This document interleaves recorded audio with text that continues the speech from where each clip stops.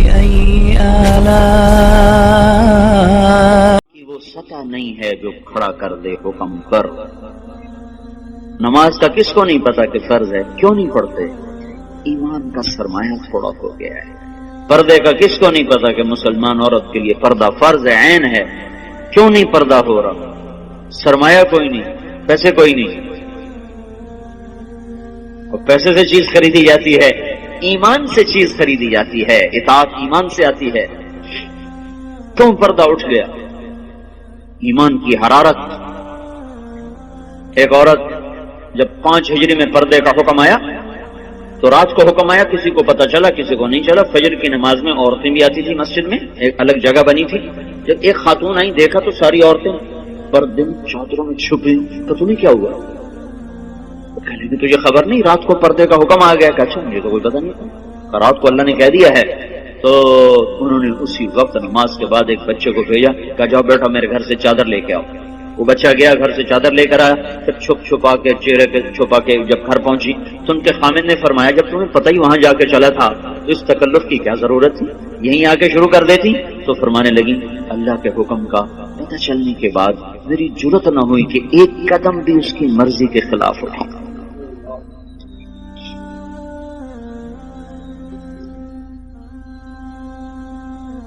اب چونکہ ایمان کی حرارت ہے نہیں، ایمان کی طاقت کمزور ہو چکی ہے، تو ہیلے بہانے اور لچر عذر.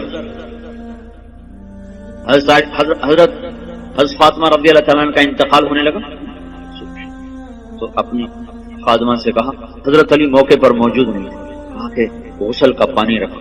پانی رکھا، انہوں نے غسل فرمایا کہ میرا فلاں جوڑا نکالا کا چارپائی میری بیچ میں تھا. انہوں نے کمرے کے بیچ میں چارپائی کر دی.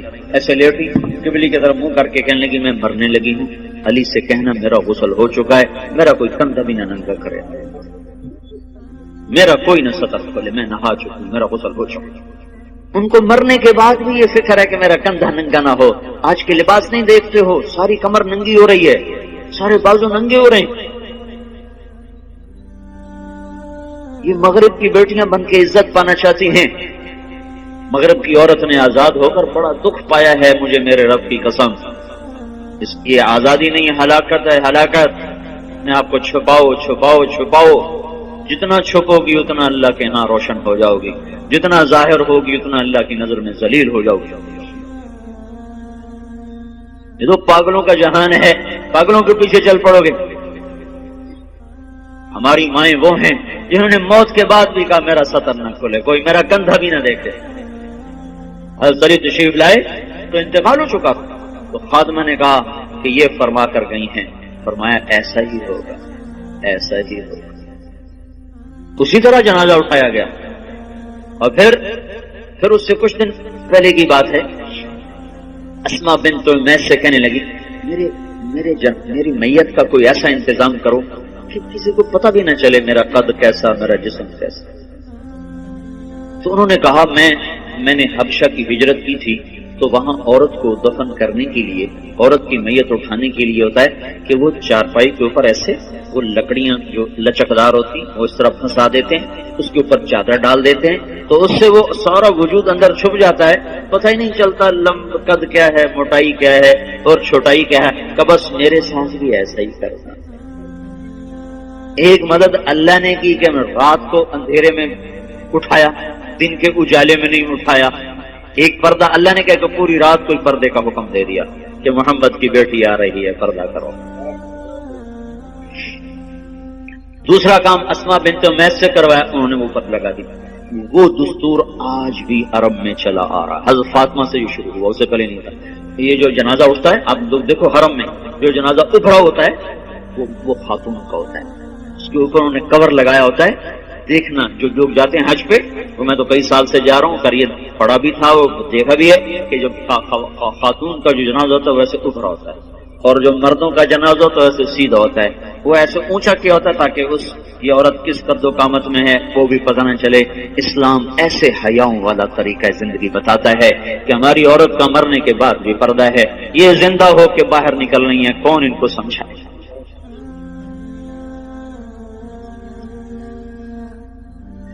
ہاں ہائے، تبلیغ اسی زندگی کو سیکھنے کا کام ہے، یہ پاک زندگی، یہ پاکیزہ زندگی، اس کو لے کے در در گھر گھر پھرنا، لوگوں کی خیر خواہی میں، ان کو اللہ کے ساتھ جوڑنے میں، دھکے کھانا، لوگوں کی منتیں کر کے ان کو اللہ رسول کی ترتیب زندگی سمجھانا بتانا، یہ ہے تبلیغ کا کام۔ اس کے لیے ہم عورتوں کو بھی نکالتے ہیں، مردوں کو بھی نکال دو، بھائی سیکھو سیکھو۔ اوپر سے ہواؤں کا تیور بدلا ہوا ہے، پانی بکھر چکا ہے، زمین بے لگام ہونے کا ہے، سمندر اچھل اچھل کے اپنے غصے کا اظہار کر رہے ہیں، اللہ تعالیٰ کی طرف سے نشانیاں ظاہر ہو رہی ہیں کہ یا سیدھے ہو جاؤ یا پانی کی لگام کھل سکتی ہے، یا زمین اپنی کروٹ بدل سکتی ہے، یا ہواؤں کی لگام ڈھیلی ہو سکتی ہے، یا چاند سورج کی گردش وہ ہمارے خلاف چل سکتی ہے، اور کوئی اللہ لاؤڈ اسپیکر لگا کے بتائے گا کہ بس کرو، ختم کرو، باز آ جاؤ۔ انہی چیزوں سے اللہ بتائے گا کہ لوٹ آؤ لوٹ آؤ لوٹ آؤ لوٹ آؤ۔ اس لیے بھائیو بہنوں، توبہ کرو اللہ کے دربار میں، مانگو اللہ سے معافیاں، اور اپنی زندگی کو اللہ اس کے رسول کی پاکیزہ ترتیب میں لاؤ اور ڈھالو، اس کو نکل کے سیکھو، گھروں میں اس کی فضا بناؤ، بچوں کو لے کے بیٹھو، ان کو آخرت بتاؤ، جنت بتاؤ، جہنم بتاؤ۔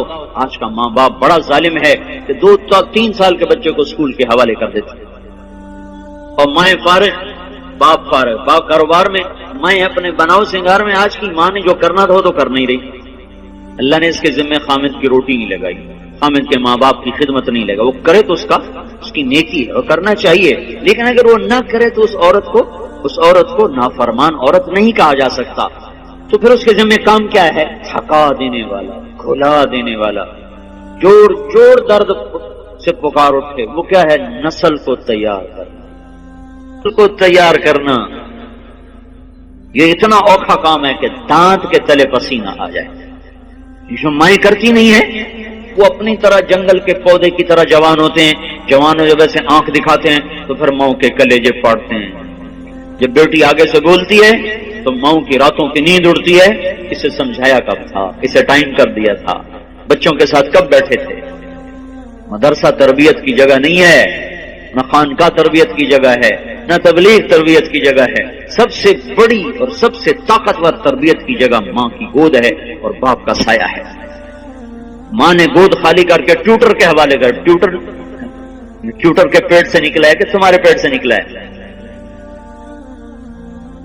ہاسٹل میں 11 سال کا تھا، میرے باپ نے مجھے ہاسٹل میں ڈالا۔ چھوٹے چھوٹے بچوں کو ہاسٹلوں میں دھکا دے دیا، فارغ تو وہ جنگلی جانور کی طرح اور جنگل کے کانٹے دار جھاڑی کی طرح وہ پروان چڑھتے ہیں، انہیں کیا خبر کہ ماں کیا ہے، باپ کیا ہے۔ تو اللہ کا احسان ہوا، تبلیغ کا کام چلا اور اللہ تعالیٰ نے ہمیں راہیں سجھا دی، دکھا دی۔ اپنی اولاد کے لیے وقت نکالو، گھروں میں بیٹھو، صحابہ کی سیرت پڑھو، حضور کی سیرت پڑھو، جنت جہنم کے واقعات سنو، پڑھو، سناؤ، ان کے معصوم ذہنوں میں ڈالو۔ تو آگے جب چڑھیں گے، پروان چڑھیں گے تو کچھ اپنے اوپر پھلدار ہو کر وہ نکلیں گے، ورنہ تو وہ کانٹے دار جھاڑیاں بنیں گے، کانٹے دار۔ سے وقت دو، اپنے آپ کے لیے وقت نکالو، اپنی نسل کے لیے وقت نکالو، اپنے گھروں کو مسجد بناؤ، گھروں کو مسجد بناؤ۔ زبان کا بول بڑی طاقت رکھتا ہے، زبان کے بول میں اللہ نے اثر رکھا ہے۔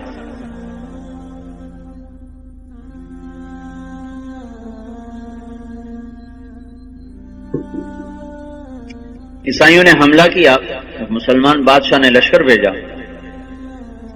خبر آئی شکست ہو، تو ملکہ نے کہا یہ خبر غلط ہے۔ بادشاہ نے غصے میں کہا کیسے غلط؟ خبر باہر سے آئی، تو اندر بیٹھ کے تو غلط کہتے، تو چپ ہو گئی۔ کچھ دنوں کے بعد خبر آئی کہ واقعی خبر غلط تھی، فتح ہوئی۔ تو بادشاہ نے اپنی بیوی سے پوچھا تو نے یہ اتنے دعوے سے بات کیوں کہی تھی؟ اس نے کہا بات یہ ہے، جب یہ میرا محسوس ہوا کہ میرے پیٹ میں کوئی امانت ہے تو میرے منہ پہ ایک لقمہ بھی حرام کا نہیں آیا، میں نے کوئی مشتبہ کھانا نہیں کھایا۔ کہ جب یہ پیدا ہوا، یہ کون سنا رہی؟ کوئی کسی مولوی کی بیوی نہیں، بادشاہ کی بیوی کا سنا رہا ہوں۔ جب یہ پیدا ہوا تو میں نے جتنی دفعہ اسے دودھ پلایا، پہلے 2 نفل پڑے پھر دودھ پلایا، وضو کیا 2 نفل پڑے دودھ پلایا، 2 سال میں نے یہ چکی چلائی ہے، 2 سال میں نے یہ مشقت برداشت کی ہے کہ ہر دفعہ اس کے لیے میں وضو کرتی، نفل پڑھتی، پھر دودھ پلاتی، تو جو اتنا پاک دودھ پی کے پروان چڑھے وہ کافر کے آگے کیسے بھاگ سکتا؟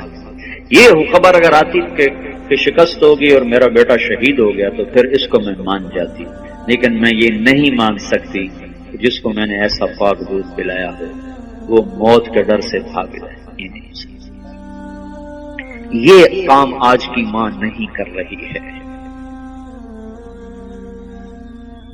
اس کا سلیقہ سیکھنے کے لیے تبلیغ میں وقت دو کہ بچوں کو کی تربیت کرنی کیسے ہے اور گھر کی زندگی کو جنت کیسے بنانا ہے۔ اس لیے بھائیوں بہنوں، پچھلی پہ توبہ کرو، اگلی کے لیے تیاری کرو، اپنے گھروں کو مسجد کا ماحول دو، اپنی زندگی میں پردے کو داخل کرو،